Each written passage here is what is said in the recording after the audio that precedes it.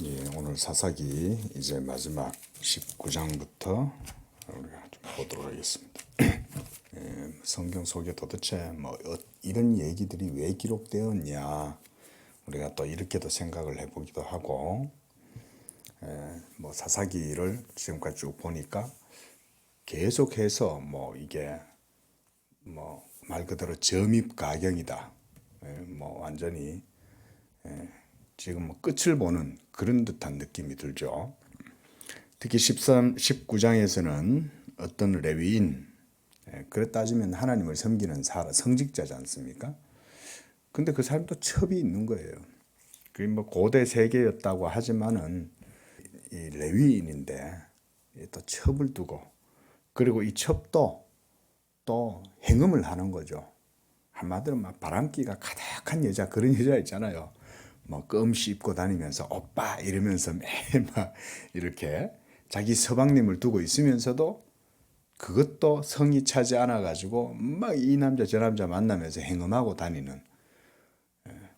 그런데 이 또 레위인도 웃겨요.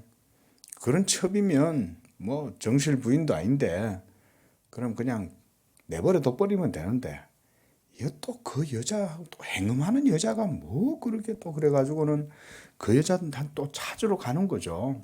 한마디로 엉망이죠. 그 자체만 봐도 벌써 여자도, 첩이란 여자도 웃기고, 또 그것도 자기 또 여자라고 데리러 가는 이 레위인 이 사람도 웃기고 사실은. 그래 이제 3절에 그의 남편이 그 여자에게 다정하게 말하고, 그래 따지면 이 남자는 좀 로맨틱한 면이 있어요. 예? 아니 행음하는 여자면 참 여자가 얼마나 그 불결한 여자예요. 그런데도 야 그러지 말고 와서 내하고 살자 이러고 있는 거잖아요. 그래 이제 그 여자를 데려오고자 하여 하인 한 사람과 나귀 2마리를 데리고 그에게로 가매 여자가 그를 인도해서 아버지 집에 들어가니 그 아버지가 그를 보고 기뻐하였다. 그의 장인, 그 여자 첩의 아버지죠. 첩의 아버지가 그를 머물게 하고 3일 동안 머물며 먹고 마시고 이러고 지냈어요. 이 첩의 아버지도 어떻게 보면 사람이 그래도 괜찮은 사람 같아요. 자기 딸이 이렇게 잘못하는데도 이제 그래도 이 데리러 와준 게 고마워서 그랬는지, 그래도 이 사위한테 또 잘하려고 이렇게 했습니다. 그래 이제 차일피일 자꾸 이제 장인 집에 있는 게 기일이 이제 오래돼 가니까 결국은 이 레위 사람이 이제 더 이상 거기 있고 싶지 않은 거죠. 자기 집에 이제 데리고 가고 싶어 갖고는 이제 데리고 나왔습니다.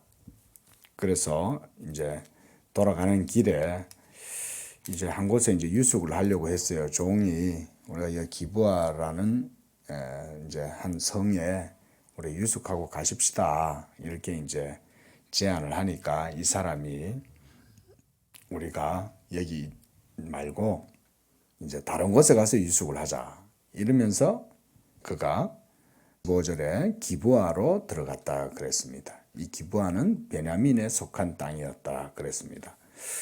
자, 여기에 들어가서 이제 문제가 생겨나는 거죠. 아무도 이 나그네를 영접하는 사람이 없는 거예요. 그 기브아 성에.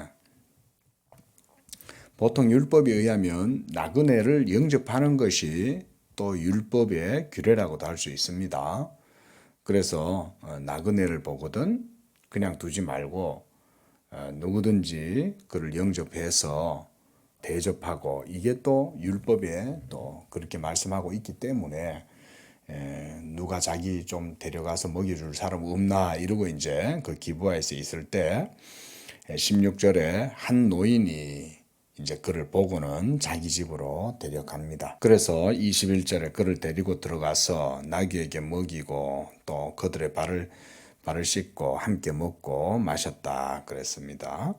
또 이 노인은 그래도 나이가 있고 유대인이잖아요. 그러니까 유대의 예법대로 나그네를 대접하는 거죠. 그런데 22절에 베냐민 지파 가운데 있는 불량배들, 한마디로 요즘 말하면 깡패들 이런 거죠. 불량배들이 그 집을 에워싸고 문 두들기며 집주인 노인에게 말하며 네 집에 들어온 사람을 끌어내라. 우리가 그와 관계하리라. 이거 어디서 많이 본 장면 아닙니까? 기억나세요? 어딘지? 소돔과 고모라 성이죠. 소돔과 고모라의 여호와의 천사들이 롯의 집에 딱 들어갔는데 그 천사들을 보고 소돔과 고모라의 사람들이 그들을 또 이와 같이 성폭행을 하려고 둘러섰다 그랬잖아요. 자, 이게 뭘 보여주는 겁니까, 지금? 이스라엘 아닙니까? 하나님의 언약 백성들인데 지금 이들의 도덕적 상태가 소돔과 고모라를 방불할 정도로 부패하고 타락한 거죠. 그죠? 완전히 영적으로 엉망이 된 거예요. 지금 그런 마치 야수들과 같은 상태. 뭐 전부 다 이 양아치잖아요. 양아치도 이거 뭐 보통 양아치들이 아닌 거죠. 집단에 와가지고. 지금 우리의 도덕관념과 윤리의식으로 보면 이게 이해가 안 되잖아요. 왜냐하면 우리나라는 이런 거를 보기가 힘들기 때문에 그래요. 아무리 깡패라도 이런 짓은 안 하잖아요. 근데 여러분 아십니까? 인도 있잖아요. 인도는 실제로 지금 이런 일들이 일어나고 있습니다. 우리의 도덕적 환경과 관념으로 이게 이해가 안 되는 것 같지만 인도를 가보세요. 길 가는 여자 있잖아요. 막 추영합니다. 길 가는 여자. 그리고 막 버스 안에서도 남자들이 좀 좋아 보이는 여자 있으면은 버스 안에서 집단 성폭행을 하고 길 가는 여자를 잡아가지고 그것도 서로 알고 서로 이렇게 하는 게 아니에요. 잘 보세요. 아는 사람들끼리 몰려가가지고 여자를 성폭행하는 거야. 나쁜 놈들이라고 말하지만 여자가 하나 지나가는데 갑자기 그 군중들 가운데 음란한 마음이 일어나가지고 여자 하나를 건들기 시작하면 주변에서 보는 놈들도 같이 그 여자를 건들기 시작하는 거예요. 아무도 협의를 한 적도 없고 한테 모여 있는 적도 없는 것들끼리 그 짓을 하는 거예요. 그건 뭔 얘기입니까? 인도인들의 그 거리의 사람들의 도덕성이라는 것은 완전히 사라졌다는 얘기죠. 그저 동물적인 충동밖에 없잖아요. 개가 썩은 고기 덩어리 보고는 좋아가지고 헐떡헐떡 끓으면서 막 그러는 거나 그 길 가는 여자를 갖다가 건드는 거나 다를 바가 뭐가 있어요. 그게 불교의 기원지라는 인도인 거예요. 인도. 그래도 그것 갖고 누구 하나 그 뭐 치안이 그런 것들을 방비하고 그렇게 하지도 못해요. 그런 상태가 될 수 있다는 거죠. 제 얘기는. 지금 더군다나 이스라엘이잖아요. 하나님의 율법이 있는 이스라엘이 지금 이런 극악한 상태까지 처했다는 거죠. 그리고 이렇게 해서 이 여자를 막 갖다가 집단 성폭행을 하니까 여자가 죽어버린 거예요. 얼마나 괴로웠겠어요. 예? 그래가지고는 27절에 그의 주인이 일찍 일어나 집문을 열고 떠나고자 하더니 여인이 집문에 엎드려져 있고 그 두 손이 문지방에 있는 것을 보았다 그랬습니다. 문 앞에서 막 기어왔다가 아마 죽었는 것 같아요. 얼마나 괴로웠겠어요. 그래 이제 28절에 이 남자가 야 가자 이러니까 여자가 대답이 없는 거예요. 보니까 죽어버린 거예요. 그래 이제 그의 시체를 또 나귀에 싣고 자기 집으로 돌아옵니다. 그러고는 29절에 끔찍한 일을 저지르는 거죠. 죽은 여자의 시신을 토막을 내가지고 그 시신 동가리들을 이스라엘 12지파가한테 다 보낸 거예요. 그러니까 이게 뭐 각 성마다 이게 이제 뭐 이 사람의 시체가 토막이 나가지고 오니까 얼마나 기겁을 했겠어요. 이거 자체도 참 이게 웃기는 뭐 이게 말도 안 되는 상황이잖아요. 왜냐하면 죽은 시체를 이렇게 건드는 것은 율법에 의하면 그 자체가 부정한 일이고 그 시체를 이스라엘 12지파 가운데 보낸다는 것 자체도 이게 율법을 어기면서도 동시에 그 이스라엘 모든 12지파한테 수치를 주는 거잖아요. 그래 이제 이걸 보고는 30절에 이스라엘 지파들 모두가 기겁을 했겠죠. 이런 일은 애굽에서 올라온 이후 지금까지 단 한 번도 보지 못했다. 이거 어떻게 해야 되냐 우리가 한번 상의를 해보자. 이러고는 이스라엘 12지파가 이 사건 때문에 모인 거예요. 이 사건 때문에. 20장에 모여가지고는 보니까 이제 자초지정을 다 들었겠죠. 그렇죠? 예? 결국은 이 죄를 저지른 자는 베냐민 지파 그 양아치들이었던 거죠. 깡패들. 그러니까 이제 이스라엘 모든 지파들이 모여서 정신을 차린 거죠. 야, 이거 큰일 났다. 그냥 가만둘 수 없다. 어떻게 이런 짓을 했냐.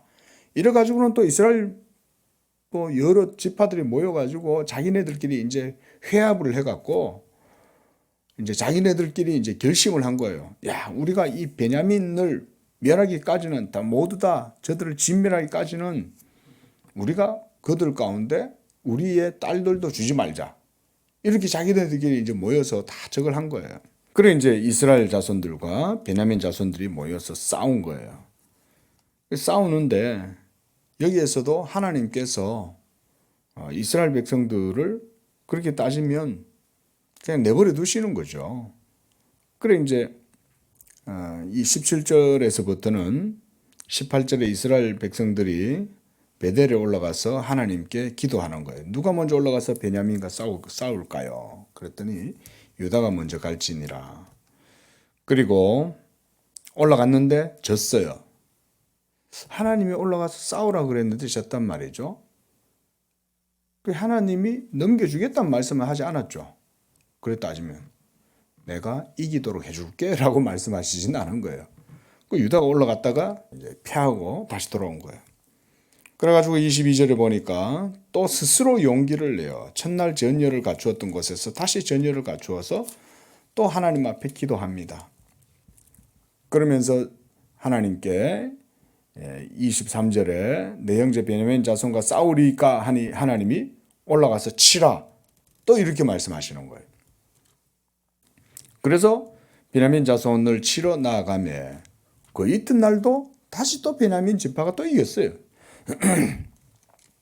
그래서 18,000명을 죽었어요. 그래 이제 26절에서는 이제는 이스라엘 자손들이 다시 베델에 또 올라가서 하나님 앞에 기도하는데 이번에는 날이 저물도록 금식하고 번제와 화목제를 하나님 앞에 드렸어요. 이게 이제 중요한 거예요. 번제와 화목제를 드림으로 말미암아 바른 영적인 하나님과의 관계를 세운 거죠.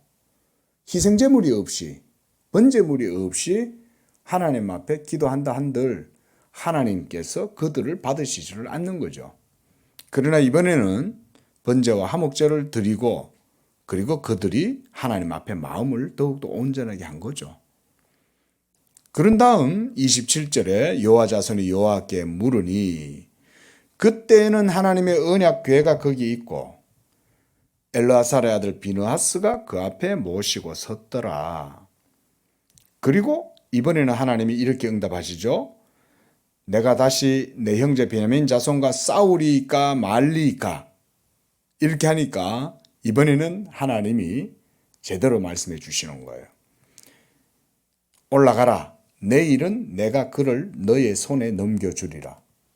이전에는 올라가 싸워라 이렇게 하지만 그런 것이 없었잖아요. 근데 여기서는 내가 그를 넘겨주겠다라고 말씀을 해 주시죠. 자, 그래서 이번에는 전략을 짜가지고 결국은 승리를 합니다. 매복해 있다가 뒤에서 친 거죠. 자, 이렇게 싸우면서 그동안 또 2번이나 당했기 때문에 이스라엘 백성들도 막 독이 오를 대로 올랐겠죠. 그래가지고는 35절에 여호와께서 이스라엘 앞에서 베냐민을 치심해 이렇게 기록되어 있어요. 이번에는 이 전쟁이 하나님의 전쟁이었던 거죠. 있죠? 하나님이 베냐민을 심판하시는 거예요. 이번에는. 자, 이렇게 한 다음에 이제 48절에 이스라엘 사람이 베냐민 자손에게로 돌아와 온 성읍과 가축과 만나는 자를 다 칼날로 치고 닥치는 대로 성읍을 불살랐더라. 그 베냐민 사람 800명은 도망을 갔어요. 그 나머지 사람들 다 죽임을 당했어요. 그리고 21장에 이스라엘 사람들이 미스바에서 맹세를 했습니다. 맹세를 하면 안 되는데 맹세를 한 거예요. 뭐라고 맹세했냐면 우리 중에 누구든지 딸을 베냐민 사람에게 아내로 주지 아니하리라 이렇게 맹세를 한 거예요. 그럼 어떻게 되는 거예요? 800명이 도망갔잖아요. 그 800명은 나중에 살아서 돌아오는데 그 800명들은 이 여자가 없는 거죠. 베냐민에 있는 모든 사람들이 다 이제 사육을 당했으니까. 그래 이제 백성들이 이렇게 일을 다 하고 난 다음에 보니까 얼마나 이게 참 끔찍합니까? 그러니까 앉아가지고 큰 소리로 울면서 3절에 이렇게 말하는 거예요. 이스라엘의 하나님 여호와여 어찌하여 이스라엘에 이런 일이 생겨서 오늘 이스라엘 중에 한 지파가 없어지게 하시나이까. 그리고 4절에 다시 백성들이 번제와 화목제를 드립니다. 자, 이런 게 이제 중요한 거예요. 번제와 화목제를 드린다는 거. 우리의 삶도 마찬가지입니다. 우리의 삶에서도 늘 하나님 앞에 예배 중심의 삶이 이루어져야 되는 거예요, 이게. 예배 중심의 삶이 이루어짐으로써 거기에 이제 하나님의 응답이 있고 그런 것이죠. 그래서 7절에 그 남은 자들에게 우리가 어떻게 하면 아내를 얻게 할 것인가. 아내가 없잖아요. 이제 여자가 없잖아요. 베냐민 지파 속에. 그리고 이스라엘 지파들 중에서도 자기네들이 맹세를 했잖아요. 우리는 베냐민 지파에게 딸을 주지 않겠다. 맹세를 했으니까 여자를 구할 데가 없잖아요. 이제 베냐민 자손들이 번성은 해야 되고 베냐민 자손도 한 지파인데 그들을 둘 수는 없고 유지해야 되잖아요. 그래서 가만히 보니까 8절에 이스라엘 지파 중에 미스바에 올라와서 여호와께 이르지 아니한 자가 누구냐 하고 본즉 야베스 길르앗에서는 한 사람도 그 총회에 참여하지 않은 거예요. 그러니까 이 야베스 길르앗에 있는 이 사람들은 그 맹세에 가담하지 않은 거죠. 맹세하지 않은 거잖아요. 거기 참여를 안 했으니까. 그래서 이제 백성들이 10절에 회중이 큰 용사 12,000명을 그리로 보내매 그들에게 명령하여 이르되 가서 야베스 길르앗 주민과 부녀와 어린 아이를 칼날로 치라. 너희가 행할 일은 모든 남자 및 남자와 잔 여자를 진멸하여 바칠 것이니라 하였더라. 이 또 여기서 애꿎은 사람들을 죽이는 거죠. 이게 지금 보세요. 하나님의 제도를 그러니까 이스라엘 백성들의 그 수를 채우고 지파들을 보존하기 위해서 또 다른 한 백성들을 무고한 백성들을 사육하는 이런 일이 벌어지는 거예요. 이게 뭐 점입가병도 이런 거는 뭐 끝도 아니죠. 이게 말도 아닌 거죠. 그래 이제 이런 끔찍한 짓을 벌이고 그리고 13절에서는 베냐민 자손들에게는 이제 평화를 공포합니다. 야 이제 돌아와라. 그래 이제 14절에 베냐민 지파들의 남은 자 아까 한 800명이 도망갔다 그랬잖아요. 그들이 이제 돌아온 거예요. 그리고 바로 이 베냐민 지파에서 이스라엘의 초대왕 사울이 등장합니다. 사울은 아마 이들의 자손들이겠죠. 그렇죠? 이 길르앗에 있는 여자들에게서 태어난 자가 아마 이 사울일 거예요. 그렇게 해서 이제 이 보면 21절에 실로의 여자들이 춤을 추러 나오거든 너희는 포도원에서 나와서 실로의 딸 중에서 각각 하나를 붙들어 가지고 자기 아내로 삼을 지니라. 이 보쌈회가 오는 거예요. 여자들을 훔쳐 가지고 오는 거예요. 여자들을. 이 길르앗의 여자들. 그렇게 해서 이 여자들을 22절에 보니까 그의 아버지나 형제가 와서 우리에게 시비하면 우리가 그에게 말하기를 청하건대 너희는 우리에게 은혜를 베풀어 그들을 우리에게 줄지니라. 이는 우리가 전쟁할 때에 각 사람을 위하여 그의 아내를 얻어주지 못하였고 너희가 자의로 그들에게 준 것이 아니니 너희에게 죄가 없을 것임이니라. 빼앗겼잖아요. 그 뭐 자기네들이 자의로 준 건 아니니까. 그렇게 해가지고 그 여자들을 자기 숫자대로 붙잡아 갔다 그랬습니다. 자, 지금 보세요. 이 어처구니 없는 일들, 악에 악을 더하고 또 악에 악을 더하고, 이 왜 이런 일이 일어났겠습니까? 한마디로 혼돈이잖아요. 한마디로 이거 혼란이고 혼돈이죠. 질서도 없고, 전부 다 저들 하고 싶은 대로 하고, 하나님의 율법에 대한 바른 이해도 없고, 그러니 25절에 보면 그때 이스라엘에 왕이 없으므로 사람이 각기 자기의 소견대로 옳은 대로 행하였더라 그러잖아요. 이게 바로 사사시대였다는 거예요. 사사시대. 그리고 이제 룻기가 나오는데 다윗이 준비가 되는 겁니다. 다윗이. 룻기는 이제 다윗의 할머니고 보아스가 다윗의 할아버지예요. 그 다윗이 준비되는데 이스라엘의 첫 번째 왕, 초대 왕 사울은 이 베냐민 지파에서 나오는 거예요. 참 이 어떻게 보면 참 이 역사에 아주 깊이 있는 그런 어떤 것들이 그 속에 있다 이렇게 생각이 됩니다. 자, 우리가 사사기의 교훈은 어제도 봤지만 하나님의 법이 이스라엘 백성 가운데 바르게 세워지지 아니하면 결국 이렇게 된다 이거죠. 오늘날 교회들도 마찬가지입니다. 우리 다 보면 교회들도 온전치 못해서 때때로 우리들도 교회를 막 비판하잖아요. 교회가 저 모양이냐, 교회가 기업이냐, 교회의 목사들이 도대체 윤리가 있느냐, 윤리 의식이 엉망이고 한국 교회 성도들의 윤리 의식도 땅에 떨어졌고 이러면서 지금 그러잖아요. 교회도 하나님의 말씀이 그 중심에 온전하게 세워지지 못하면 다 무너집니다. 우리의 종교적 열심이 아무리 많아도 하나님 말씀이 없는 종교적 열심은 25절 말씀처럼 각기 자기 소견에 옳은 대로 행할 뿐이에요. 자기 믿고 싶은 대로 믿겠다는 거잖아요. 오늘날도. 그러면 이런 기가 막힌 일들이 일어난다는 거죠. 이런 일들이.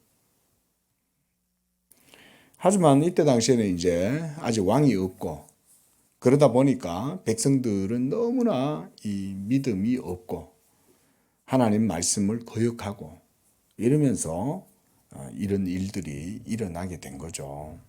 지금 사사기는 이제 그런 걸 보여주는 거예요. 그러면서 우리가 그걸 봐야 되겠죠. 이런 사사기의 역사의 악순환의 반복들과 결국은 혼동 속에서 결국은 사사기는 이스라엘 가운데 왕이 있어야 하는 그런 어떤 필연성을 보여주는 거죠. 그러니까 이게 이스라엘에 왕이 없으므로 이렇게 해놨잖아요. 그 말은 왕이 있어야 된다는 것을 사사기의 역사가 스스로 보여준다 그 말인 거죠. 그래서 룻기가 다윗의 왕 대신 바로 그 예수님의 예표로서 다윗을 룻기가 보여주고 그리고 룻기 이후에 이제 사무엘상의 시대에 이르러서는 이스라엘의 왕이 이제 생겨나는 것입니다. 기도하겠습니다. 자비하신 하나님 아버지, 지금도 하나님께서 지상의 모든 교회들을 하나님께서 그의 말씀으로 통치하시고 또 백성들을 먹이시고 그 말씀 가운데 교회를 지키시고 세워 나아가시는 줄로 믿습니다. 그러나 저 사사시대 때 이스라엘 백성들은 여호와의 율법이 있음에도 불구하고 그들의 믿음이 온전치 못하여 하나님의 말씀대로 이스라엘의 모든 종교적인 그런 모습을 바르게 세우지 못함을 봅니다. 그러나 오늘날은 하나님께서 우리 가운데 성령으로 말미암아 진리의 말씀을 두시고 하나님의 교회를 말씀 가운데 세우시고 인도하시는 줄로 믿습니다. 우리 양재교회 성도들 안에 이 하나님의 말씀이 굳건하게 세워지게 하시고 그 하나님의 말씀에 따라 우리 성도들의 삶도 하나님 앞에 온전한 예배의 삶이 되고 그 가운데 성도들이 행할 때 모든 행하는 일들이 복을 얻게 하여 주시옵소서. 오늘 한날의 삶도 그런 믿음의 삶이 되게 도와주옵소서. 예수님의 이름으로